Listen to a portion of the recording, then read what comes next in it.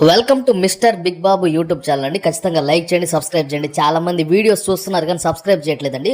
ఒక చిన్న లైక్ ఇవ్వండి. ఒక చిన్న లైక్ ఇస్తే ఈ వీడియో మరింత మందికి షేర్ అయ్యిద్ది అనమాట, మరింత మందికి రీచ్ అయ్యింది. ప్రతి ఒక్కరు కూడా ఒక చిన్న లైక్ ఇవ్వండి. లక్షల మంది, కోట్ల మంది వీక్షిస్తున్న social media, Facebook, WhatsApp, Instagram ద్వారా మీ వ్యాపారం అలాగే రియల్ ఎస్టేట్ ప్రమోషన్స్ చేయబడి స్క్రీన్ మీద ఉన్న నెంబర్ కాల్ చేసి బెస్ట్ డిజిటల్ మార్కెటింగ్ సర్వీస్ అనేది మీకు అందిస్తారు. వీడియో పూర్తిగా చూడండి. పూర్తిగా చూస్తేనే నిజాలు అనేవి తెలుస్తాయి. ప్రతి ఒక్కళ్ళు పూర్తిగా చూసిన తర్వాతే మీరు కామెంట్ చేయండి. రీసెంట్గా మన విజయసాయిరెడ్డి గారు సంచలనమైన మాటలు మాట్లాడారండి. ఆయన ఏమంటున్నారంటే, జగన్మోహన్ రెడ్డి గారికి పవన్ కళ్యాణ్ అంటే భయం అంట. కూటమి ఉన్నంతకాలం జగన్మోహన్ రెడ్డి గారు గెలవరంట. కింద వెంటనే ఒకళ్ళు కామెంట్లు పెట్టారు. కింద వీడియో కింద కామెంట్లు పెట్టారు.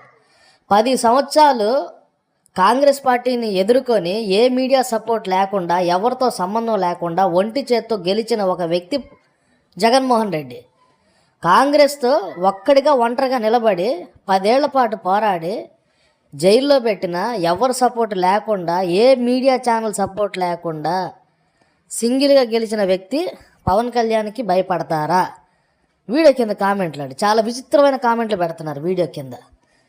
మరొక కామెంట్, 3 పార్టీలు కలిసి గెలిచింది కూటమి అంటే బీజేపీ, టీడీపీ, బీజేపీ. 3 పార్టీలు కలిస్తే కానీ గెలవలేకపోయింది. జగన్మోహన్ రెడ్డి సింగిల్గా గెలిచాడు.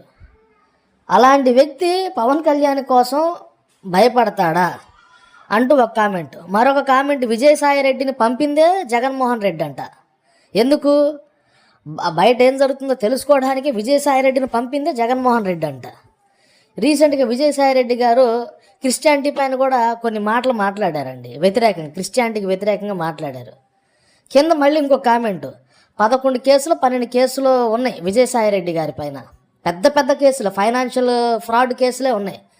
వాటి నుంచి తప్పించుకోవడానికి బీజేపీ పార్టీలోకి జంప్ అయితే ఈ కేసు నుంచి బయటపడవచ్చు కదా అని ఈయన ప్లాన్ అంట, విజయసాయిరెడ్డి గారి ప్లాన్.